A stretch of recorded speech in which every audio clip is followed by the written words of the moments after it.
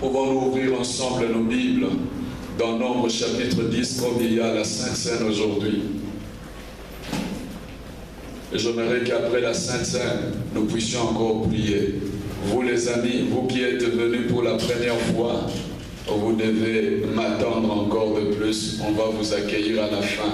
Et d'autres choses, nous allons encore le reprendre, d'autres annonces et d'autres actions de grâce. Nous devons répondre cela à la fin de la réunion. Nombre, chapitre 10, le verset 1 à 10.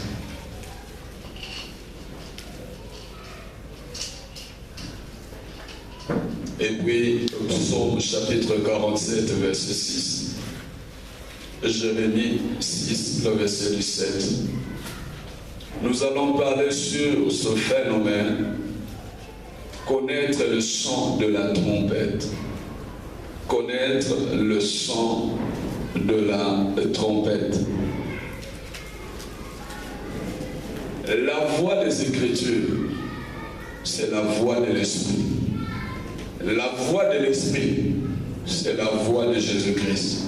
La voix de Jésus-Christ, c'est la voix de l'Éternel. Si nous connaissons Dieu et nous ne connaissons pas ses faits, nous avons une connaissance limitée.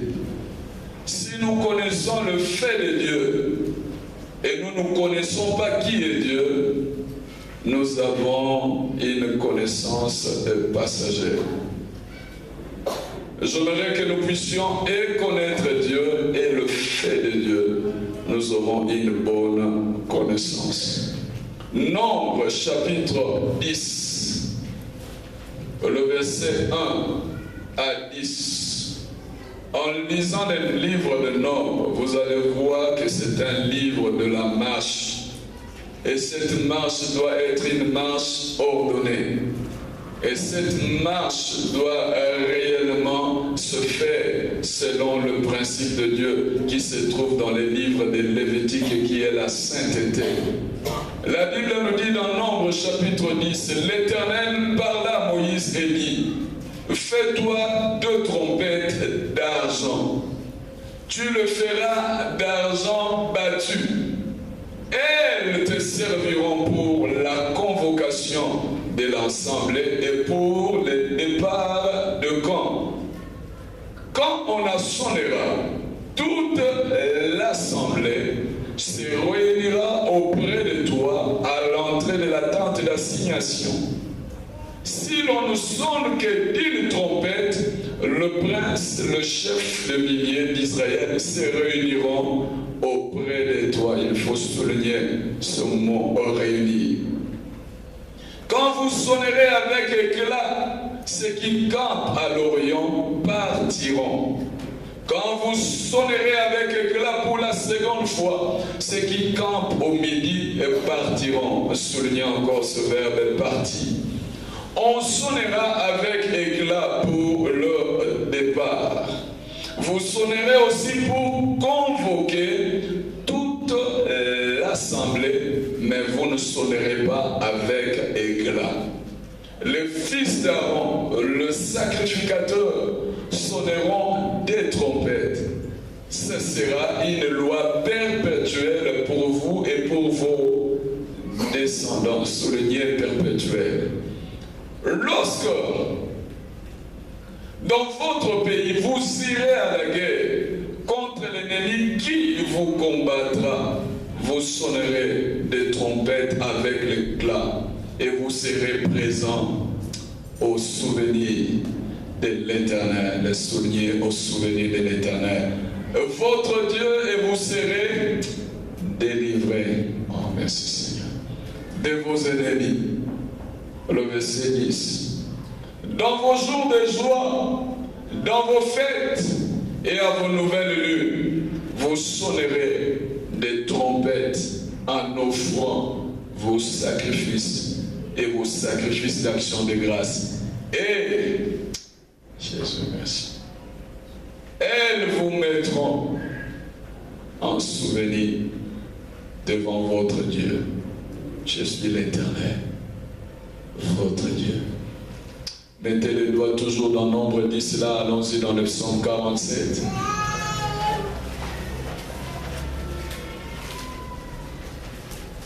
Psaume 47, verset 6.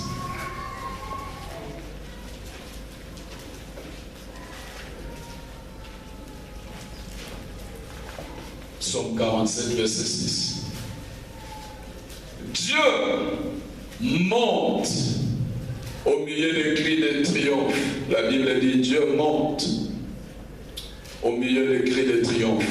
L'Éternel, Jésus, s'avance au son de la trompette. Il monte au milieu des cris de triomphe, s'avance au son de la trompette. Enfin, Jérémie 6, verset 7.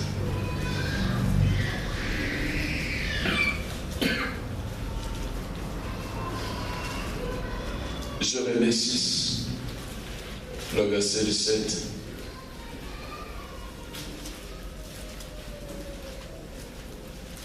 La Bible nous dit encore,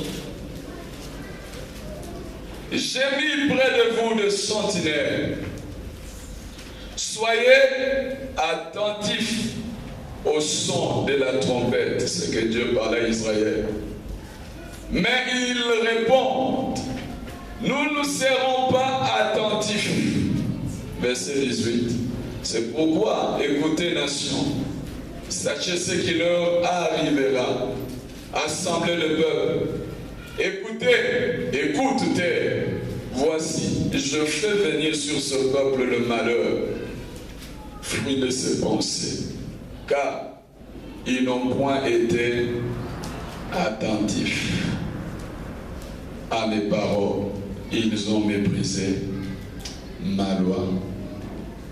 Oh, cette parole et cette loi, c'est au verset 17. Soyez attentifs au son de la trompette. Connaître le son de la trompette, nous rentrons dans Nombre chapitre 10. Nous voulons saluer nos frères et nos sœurs qui nous suivent maintenant par YouTube. Et chaque fois, nous avons culte. Et les frères et sœurs sont bénis par cette parole que vous et moi, nous écoutions maintenant. Connaître le son de la trompette. Et je reprends encore cette expression. La voix des Écritures, c'est la voix de l'Esprit. La voix de l'Esprit, c'est la voix de Jésus-Christ. La voix de Jésus-Christ, c'est la voix de l'Éternel. Il n'y a pas de contradiction. Le son de la trompette en lisant Nombre chapitre 10, ce son avertissait seulement le fidèle du point de vue de la parole de Dieu. Soyez avertis, car moi, l'Éternel, je parle. Le son de la trompette, c'est également le témoignage de Dieu, mes amis. Quand nous disons la trompette, je ne veux pas que je puisse prendre maintenant, je n'ai pas cette illustration-là avec l'armée, souvent l'armée, comme étant fils d'un militaire. Chaque fois dans des parades militaires, vous voyez un soldat qui est là, quand le chef vient, il dit « Balala, balala, balala, balala » et tout le monde devait être là près des armes là. Gardez-vous. Et le commandant doit passer parce que les soldats ont écouté le son de la trompette. C'était le cas en Israël. Ce même son de la trompette sonnera un jour où le Seigneur reviendra. Le Seigneur parle d'un autre son de la trompette quand quelqu'un donne, qu'il ne fasse pas appeler les gens pour qu'on entende le son de la trompette. Mais ici, c'est différent. Ici, le son de la trompette avertit le fidèle à ce qui concerne la parole de Dieu. Le son de la trompette n'est qu'un témoignage témoignages de Dieu. Jésus parlait toujours qu'il reçoit pour lui les témoignages venant de son Dieu, c'est que son Père parle. Son Père parle, mais nous devons connaître le son de la trompette. Un jour, Moïse était devant la face de Dieu sur la montagne. Il a passé plusieurs jours pour qu'il puisse parler avec Dieu. Descendant avec son serviteur Josué, il y avait l'ambiance. Il avait l'ambiance là-bas, des cris, les gens dansaient, louaient. Josué a commis une erreur, n'a pas su connaître et le son de la guerre et le son de la fête. Oh, il y avait une ambiance parce que quelqu'un avait commis une erreur. Aaron a suivi les directives, le peuple le fait un veau d'or. Josué, tu as commis une erreur, tu le sais Josué. Moïse dit, ah non, ça ce ne sont pas des cris de la guerre, mais il y a quelque chose, un autre son. J'entends le son comme si les gens dansent, comme si les gens bougent, comme si les gens font n'importe quoi. Arrivons sur le terrain, la Bible nous dit, ce que Moïse avait parlé sur Josué était vrai. C'était un divertissement impossible. Quand il y a un divertissement, le divertissement amène toujours une certaine vie d'immoralité. C'est comme quand quelqu'un parle. Là où les gens qui aiment des boîtes de nuit, s'ils aiment l'alcool, ils vont aimer l'impudicité, ils vont aimer toutes ces choses mauvaises sur le sexe, parce qu'ils sont attachés avec l'alcool. Laisse-moi vous parler, l'alcool appelle toujours le sexe. Moïse a parlé de cela. Je trouvais Aaron, ambiance. Aaron, tu es un bon leader. Tu nous as permis. Oh, le vrai leader était là-bas sur la montagne. Aaron a été. Quel a été le rôle de trompette? J'aimerais que vous puissiez regarder avec moi. Ce rôle de trompette. Ce rôle de trompette, mes amis, cette trompette était la voix de Dieu pour communiquer constamment au peuple sa pensée dans 4 occasions importantes. Je reprends. Les trompettes qui étaient là étaient seulement la voix de Dieu. Dieu ne pouvait pas crier « Hé, Kigani, Madeleine, Antoine, Antoinette, Jean ou Jeannette, Pierre ou Pierrette ». Il ne crie pas, mais ce son de la trompette, les voilà, Dieu parle. Il sonnait constamment pour communiquer au peuple sa pensée. Sa pensée, dans 4 occasions importantes. Ces trompettes donnaient le signal. Le verset 3 et 4 nous parle pour le rassemblement. Je réponds, quand on en sonnera, toute l'assemblée se réunira auprès de toi. Avez-vous vu cela, mes amis? Le verset 4. Si l'on ne sonne que d'une trompette, le prince, le chef de milliers d'Israël se réuniront auprès de toi. Donc, le premier son de la trompette était le rassemblement. Cette trompette donne également un autre signal, c'est le verset 5 à 6. Regardez-moi dans Nombre chapitre 10, 5 à 6. Quand vous sonnerez avec éclat, ceux qui campent à l'Orient partiront. En d'autres mots, marcheront. Le verset 6 également et continue dans la même pensée. Quand vous sonnerez avec éclat pour la seconde fois, ceux qui campent au midi partiront. On sonnera avec éclat pour leur départ. Le deuxième signal où Dieu parlait, c'était le départ pendant le marche. Ou bien c'était un son ou une voix de Dieu pour la marche. Troisième signal que les trompettes donnaient, c'est le verset 9. La Bible dit, lorsque dans votre pays vous irez à la guerre, contre l'ennemi qui vous combattra, vous sonnerez des trompettes avec éclat et vous serez présents au souvenir de l'Éternel votre Dieu et vous serez délivrés de vos ennemis. L'autre signal de trompette, c'était le signal du combat. C'est le combat. Vous devez écouter. Et enfin, le verset 10.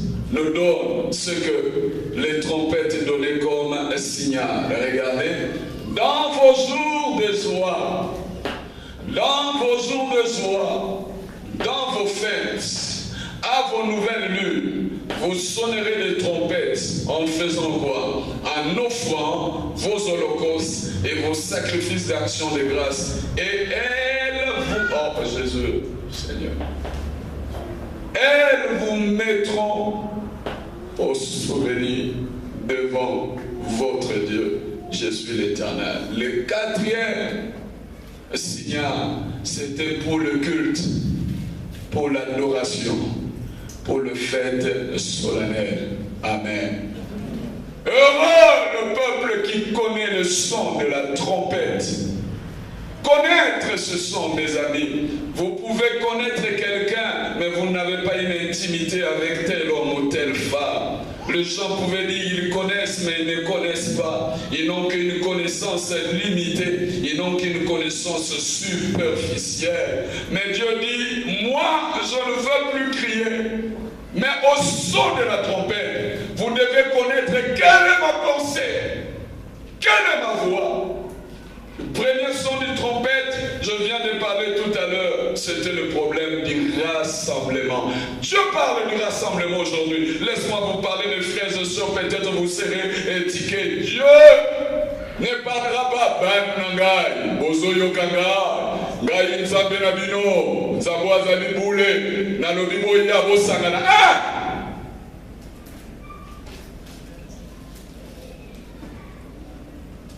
La Bible nous en parle sur ce problème des rassemblements. Quand Jésus était mort, la Bible nous dit la mort de Christ était pour nous rassembler, les amis, pour que nous puissions nous réunir ensemble au milieu de l'Église. Et quand on parle du rassemblement, c'est assembler de nouveau, et réunir à un même lieu, mettre ensemble, mes frères et sœurs, combien d'hommes et de femmes écoutent le son de la trompette? Dieu nous appelle à nous réunir dans ce lieu. Il y a des jours que Dieu a donné pour que nous puissions nous réunir. Chaque mercredi, nous nous réunissons. Chaque vendredi, nous nous réunissons, sauf à ceux-là qui sont chargés dans les travaux. Chaque dimanche, nous nous réunissons. Mes frères et sœurs, est-ce que vous écoutez ce son de la trompette ou vous n'écoutez pas? Quand vous ne voulez pas venir vous réunir, en d'autres mots, vous dites, Dieu, je m'en fous de toi.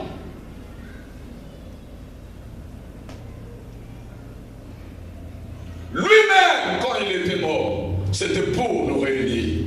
La Bible nous dit dans Jean 11, le verset 52, et que ce n'était pas en fin de réunir, et ce n'était aussi en fin de réunir à un seul corps les enfants de Dieu dispersés. Dieu est le Dieu des rassemblements. Ce n'est pas des rassemblements populaires pour la démocratie, non. Et quand ils seront au pouvoir comme des démocrates, ils ne feront pas le travail des démocrates. Ils feront le travail des dictateurs, des despotes, des néocolonialistes dans leur vie. Matthieu chapitre 18, le verset 20. Beaucoup d'hommes et de femmes connaissent ce verset. Car là où deux ou trois sont assemblés en mon nom. Oh Jésus. Moi Jésus, je parle.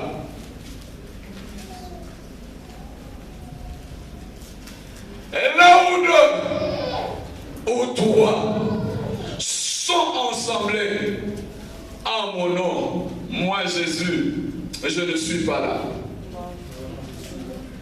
Là où deux ou trois sont assemblés, pas au nom de la communauté, pas au nom du pasteur, mais en mon nom, je suis haut. Mais des amis, dites-moi, est-ce que vous aimez la présence de Jésus ou bien vous aimez la présence de Barabbas? Si Jésus est au milieu du rassemblement, pourquoi des hommes et des femmes n'accourent-ils pas parce que Jésus est au milieu? Est-ce que nous connaissons le son de la trompette? Nous ressemblons à ces juifs-là où Jésus était au milieu. Et à Pilate, nous ne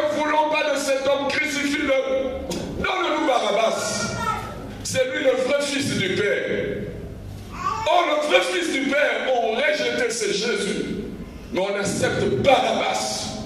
Quand nous ne voulons pas les rassemblements, nous sommes dans la même catégorie que le vrai juif. Nous disons, vive Barabbas! Barabbas, c'est quelqu'un qui aime la sédition. En d'autres mots, qui aime les troubles et les révoltes. Non, Barabbas, c'est vraiment un partisan. Non, Barabbas, c'est vraiment quelqu'un peut dire comme dans le langage d'aujourd'hui, c'est vraiment un nationaliste. Jésus, toi, tu n'es pas un nationaliste, tu n'es qu'un faiblard. On croyait que tu devais nous libérer de joug de Romains, mais tu nous apportes des choses. Le royaume de cieux est au milieu de vous. Nous, on n'a pas besoin du royaume de cieux au milieu de vous. Nous avons besoin que quelqu'un nous amène des armes pour que nous puissions aller éliminer César et son peuple. Vous êtes dans cette catégorie si vous n'écoutez pas le son de la trompette.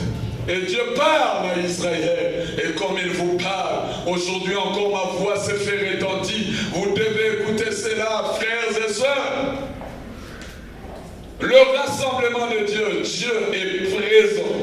Et quand il est présent, il fait du bien de sa manière. Amen. Dans le psaume 133, la Bible nous dit, il est doux, il est agréable pour deux frères de faire quoi? De demeurer en. Dieu est le Dieu qu'il faut que nous soyons ensemble parce qu'il est là présent. Le désir de Dieu, c'était d'habiter au milieu de son peuple. Je suis là, je vous l'ai dit. Il est doux, il est agréable pour deux frères de demeurer ensemble. Car c'est là que j'envoie la. Mes frères et sœurs, écoutez, si vous fouillez l'église, vous êtes en train de vous priver de bénédictions. Si vous ne voulez pas les rassemblements, vous vous privez de plusieurs bénédictions, laisse-moi vous parler. C'est là que j'envoie la vie pour l'éternité. Palala, rassemblez-vous. D'autres églises ont leur jour de rassemblement les lundis, d'autres mardis, d'autres jeudis, d'autres n'en ont qu'une fois la semaine, peut-être les dimanches. Pendant la semaine, les gens s'évacuent. Mes amis, ne prenez jamais les rassemblements de Dieu à la légère. Que vous travaillez, que vous ne travaillez pas, que vous étudiez, vous n'étudiez pas, que vous faites des affaires, que vous ne faites pas des affaires. Dieu est au milieu. Et quand on y va dans ces rassemblements, il faut aller tête haute, sachant que Dieu me visitera. Je me rappelle en lisant d'autres textes dans la Bible, quand les enfants d'Israël allaient au combat, à la bataille, il dit tous les enfants, tout le peuple doit sortir et venir. Si quelqu'un ne sort pas, un de ses membres de famille doit mourir.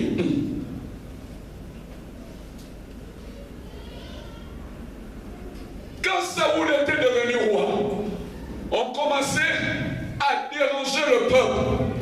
On est venu auprès de Saoul. Saoul, nous sommes assujettis. La Bible nous en parle que l'esprit de l'Éternel saisit Saoul et il devient colérique. Il a dit, qui a fait cela?